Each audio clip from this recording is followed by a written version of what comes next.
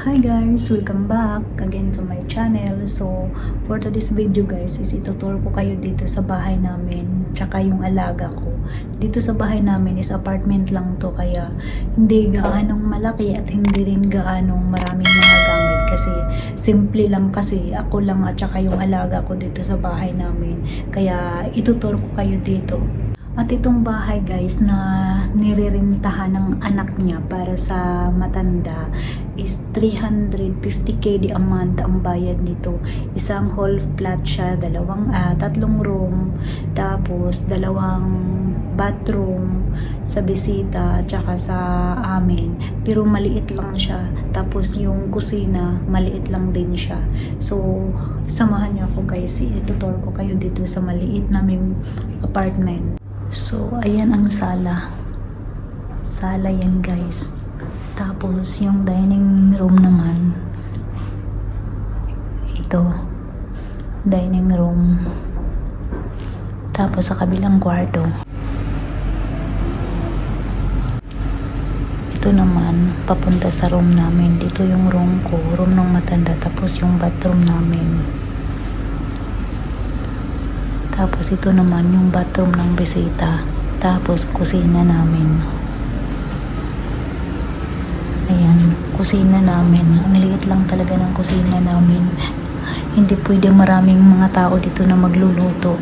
Ito lang ang gamit namin. Wala kasi masyadong gamit dito sa bahay. Kasi hindi ako naman masyadong nagluluto. Tapos itong matanda, hindi rin nagluluto. Dito naman yung bed ko guys. Ayan. Room ko ito. Ako lang mismo natutulog dito kasi yung matanda doon sa kabila. Tatlo tong room na to eh. Isa sa visitors, isa sa matanda at isa sa akin. So ako lang natutulog dito. Ayan. Stock room. Dalawa tong ref. Itong ref na to gumagana to pero ang nilalagay ko dito is mga gamot lang ng matanda. Tapos, ito namang ref na to, isira to. Stock room to, kaya doon ko nilalagay yung mga gamit na hindi ginagamit. Tapos, ito naman, ang bintana. Mabubuksan to guys eh. Minsan hindi ko nilulunga pag minsan feel ko na pag nalulungkot ako, namimiss ko sa labas. Kaya yan.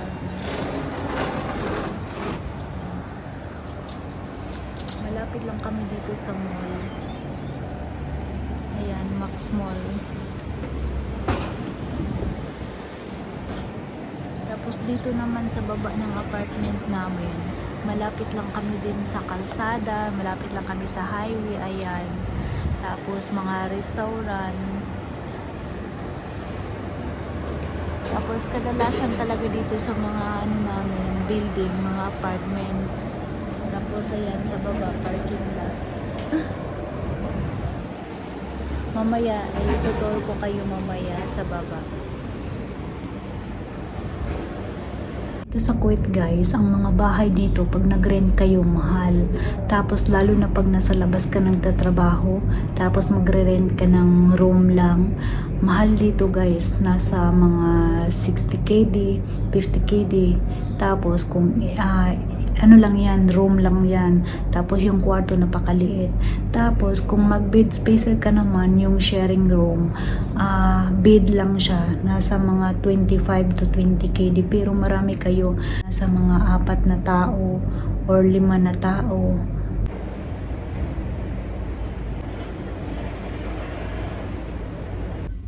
Maliit lang itong elevator na to.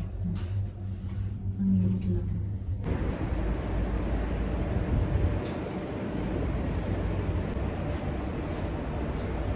Ayan guys, so malapit lang kami sa Beger.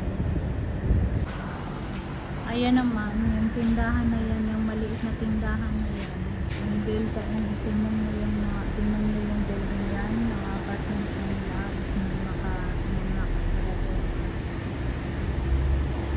ito ang sa baba ng building namin. Tapos yan, tatlo to yung building na to. Tapos yan hanggang dun sa dulo, mga building pa rin yan.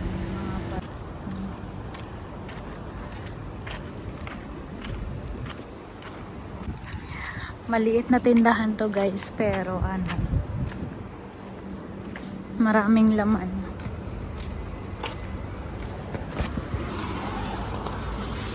Hello. Ay. Ito. Kape. 3 piraso nito is 46. 80 yung isa. Tapos wala ka dito.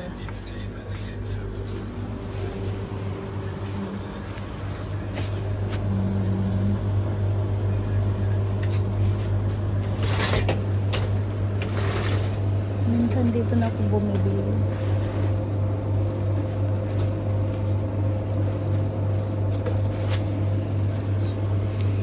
Marami ding laman dito.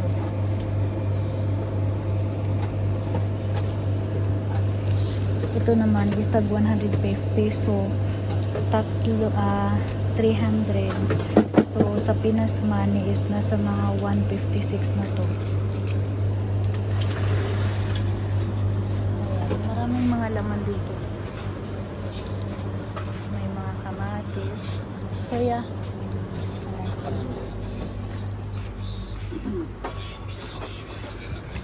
May mga prutas din sila. Mga maliliit.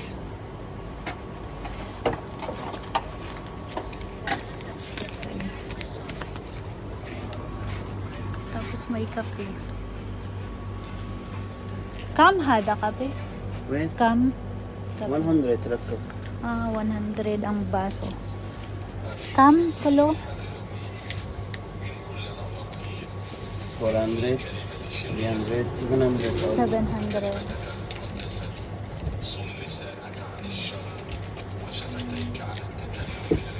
700. Siya. Sa kan 700 lahat nabili ko, guys.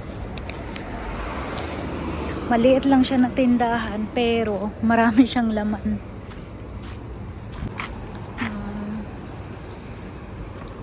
Building na kami yan.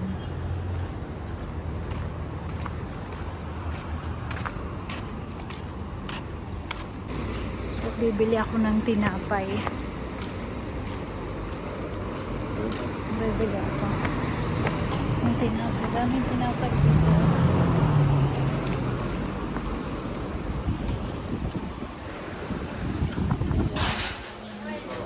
Ay, may tinapay kayo, be?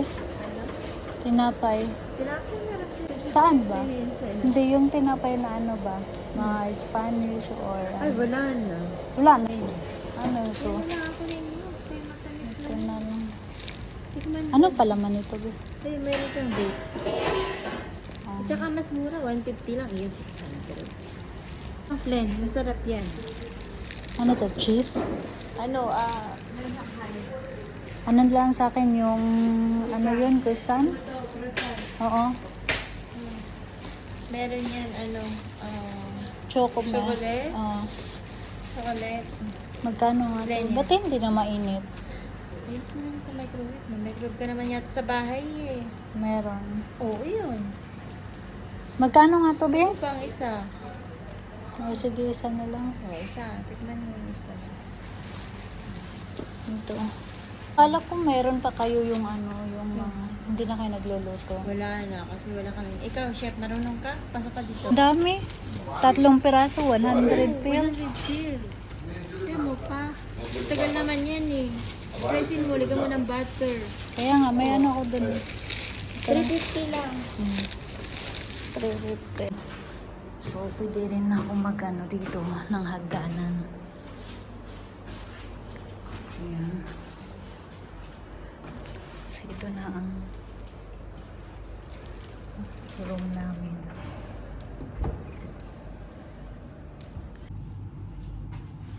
So, magkakape tayo, guys. Naubusan kasi ako ng kape, kaya bumili ako dun sa baba. Tsaka bumili na din ako ng tinapay. Ito naman is ano to, tag 80 yung isa, 80 pills. So, bumili ako ng tatlong piraso. So, sa Pinas is 46, I think 46. Tapos, ito naman guys, 150 isa, so 300 to 1 150 pesos isa. So, 300 pesos siya. Tapos, pag i-convert mo siya sa Pinas, is magiging 59 pesos. Ganyan, 59, 58, ganyan. Tinapay na nabili ko. Ito siya is ang lalaki ng tinapay nila. Ang lalaki. 3 peraso is 100 pesos. Tapos, ito naman pulsa nila is 250 pesos. Ito sa So, lahat ng nabili kong tinapay is siya, umabot din siya ng 300, 350. So, sa Pinas din, pag equivalent mo siya, nasa mga 60 I think.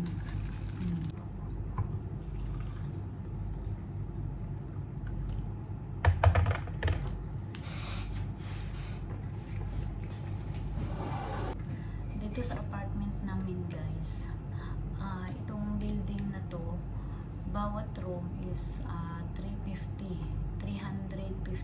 KD. So itong room namin, itong apartment na to is 350 a month din ito. Tapos 3 room, isa sa visitors, isa sa akin at isa din sa matanda. Tapos yung kitchen nila, yung kitchen is maliit lang talaga ang kusina dito. Ganyan lang siya kaliit. Mga sa isang kwarto, siguro mga kayo, mga 3 or 4. Meron ding mga tag 25 KD, ganyan. Pero ang anuhan mo lang talaga is yung common na room ba, bed piecer lang siya. Meron siyang 25 KD, 20. Tapos pag halimbawa gusto mo naman ng isang kwarto lang, nasa mga 60 KD, 70, 50, pero ang liit lang talaga. Kumbaga, isang bed lang ng maliit ang pwedeng mapasukan. Tapos maliit na kitchen. Ang mga room dito guys, mga apartment dito, mahal. Pag mag-rent ka ng isang buong building talaga, isang flat na anuhan mo, ayan, minsan nasa mga 300,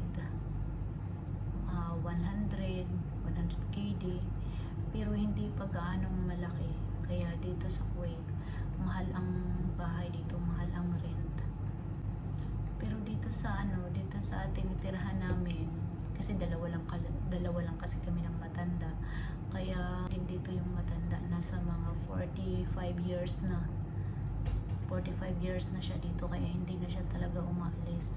Tapos nagustuhan ko din dito sa dito sa lugar namin, kasi malapit lang ako sa highway, tapos malapit lang din ako sa mga tindahan. Pagbaba ko may mga tindahan na, tapos yung namin sa likod namin is mall. So yan lang din ang nagustuhan ko dito sa sa apartment namin.